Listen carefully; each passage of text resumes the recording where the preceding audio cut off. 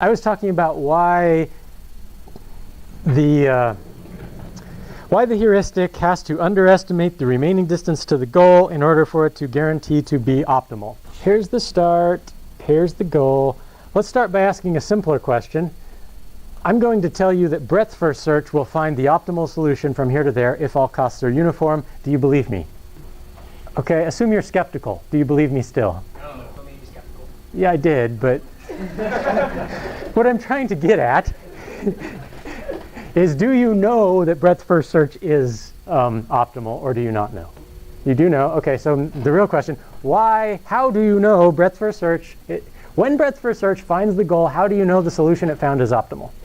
Yeah, it's really make sure you can just check every single path and find the minimum. That's not very efficient. Well, in fact, that's kind of what breadth first search does.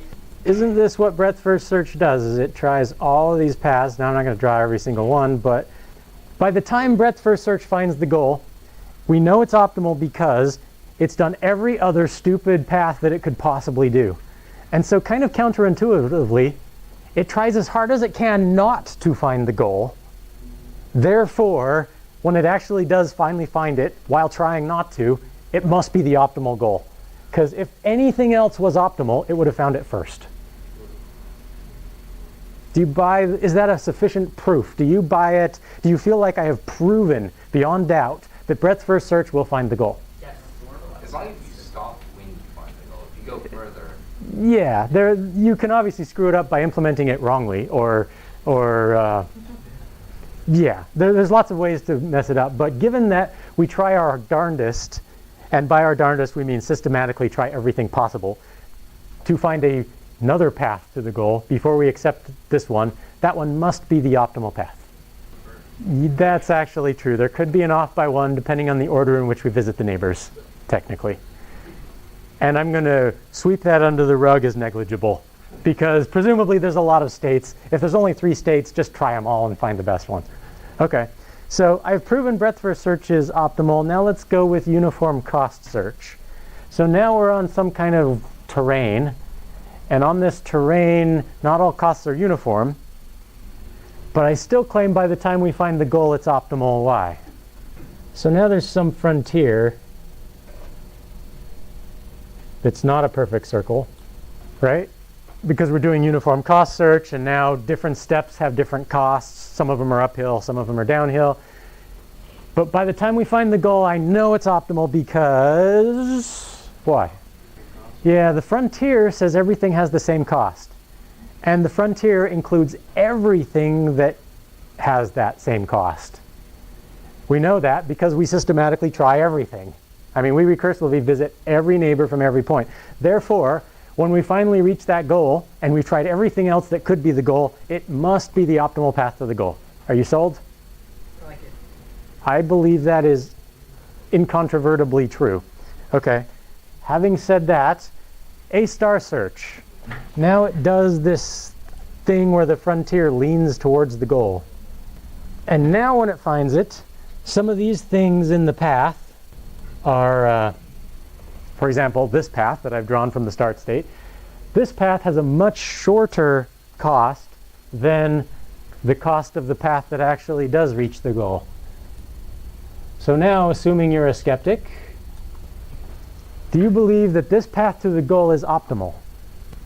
I think so far it looks like it might not be, right?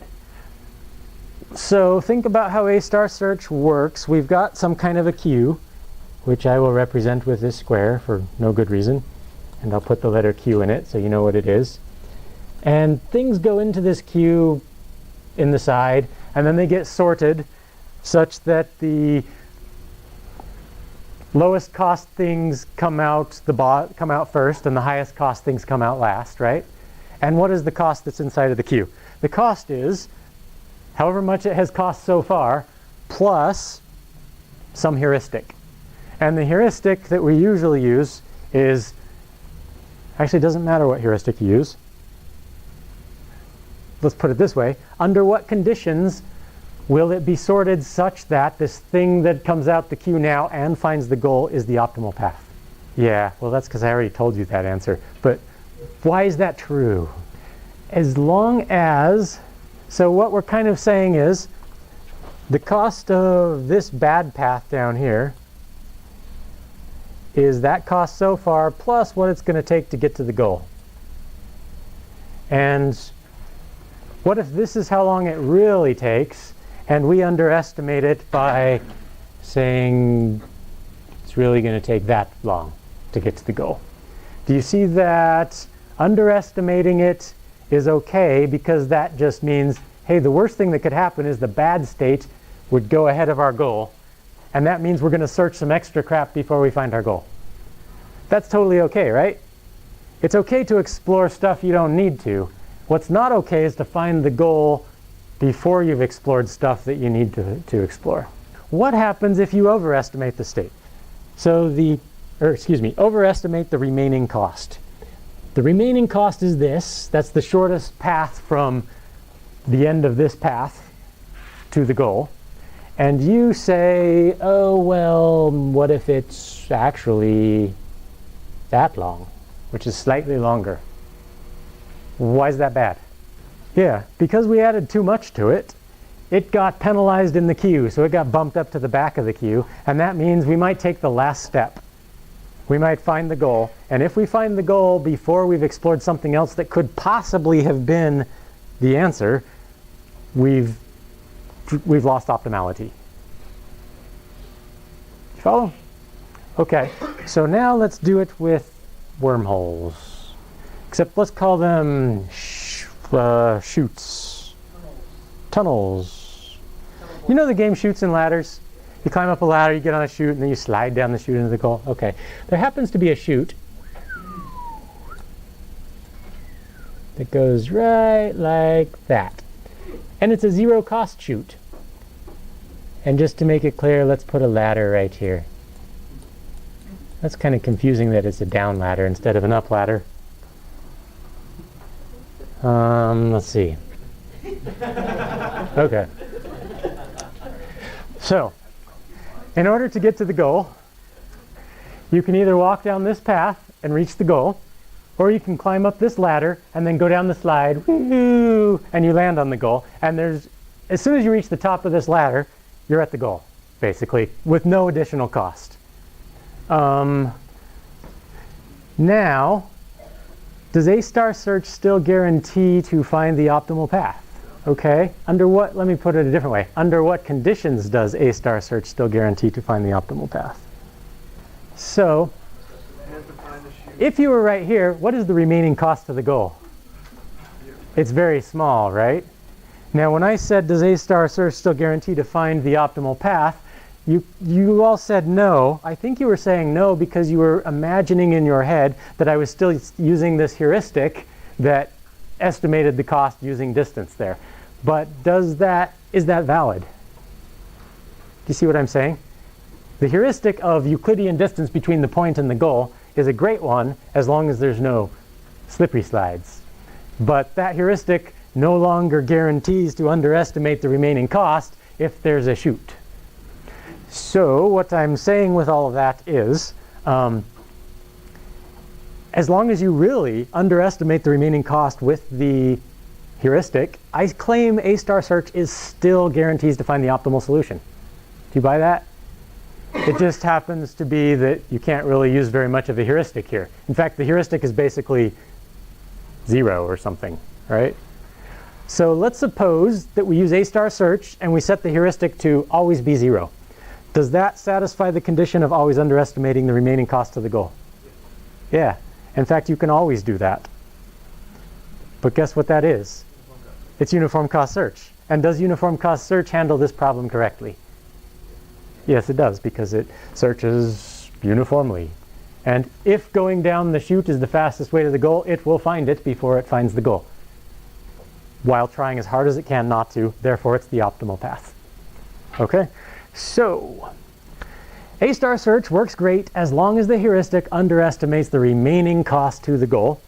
That is true, and I think I've proven it at least well enough that if you watch the video 4 or 5 times, you'll get it and it'll sink in. Sunk in enough? We're good?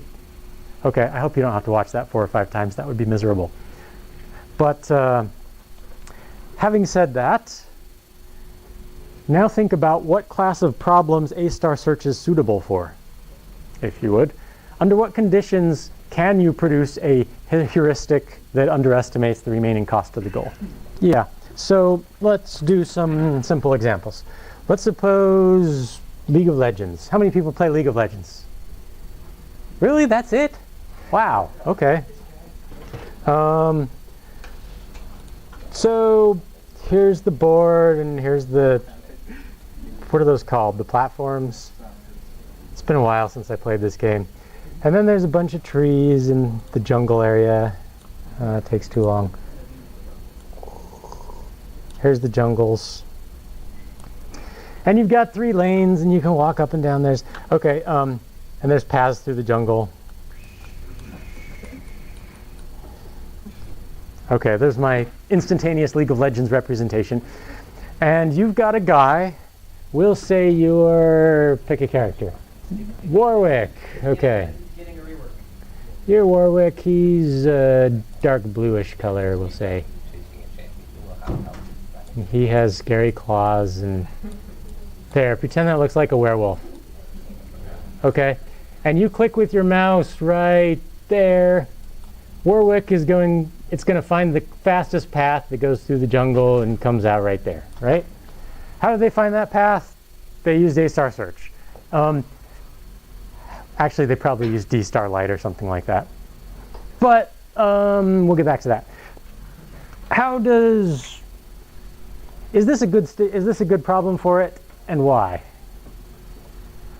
I'm going to say it's really good because you can use as your heuristic the Euclidean distance between Warwick and the goal. And how much correlation is there between this straight line distance and that curvy path distance? You see they're mostly kind of the same. What that means is in the search, it's not going to have to search through the entire space. It's going to be able to lean very well towards the goal until it finds it. And so I claim that this is a great heuristic, that A-star will work really well under these conditions. Therefore, A-star is a good solution to this problem. Okay, now let's do super complicated version of League of Legends where, okay, I got to save my Warwick so I don't have to draw him again. I mean, that's a fine Warwick right there. Okay, and in this new version, it's a maze.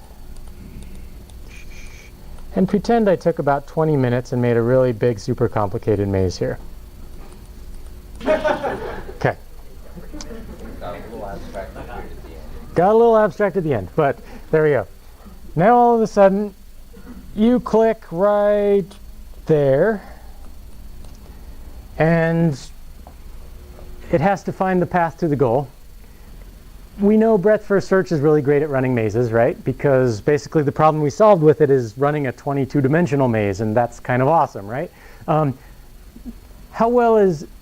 much advantage are you going to get using A-star search over uniform cost search, finding a path from the platform or the nexus or whatever it's called to this point where you clicked?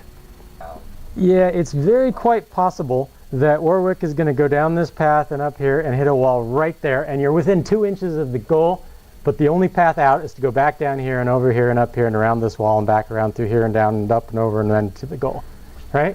Because that's how mazes are.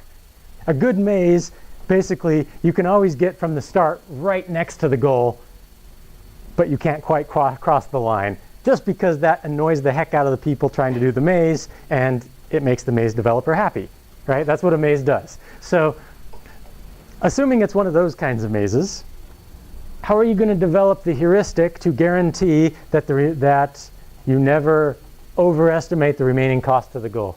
Give me a heuristic that does that. You can't. It's because the best one is 0, right? So in other words, if it's a maze, uniform cost search is as good as you can do. Does it bother you that A-star search is better depending on the problem? That bothers me. I don't like algorithms that work sometimes. I want an algorithm that's always going to work.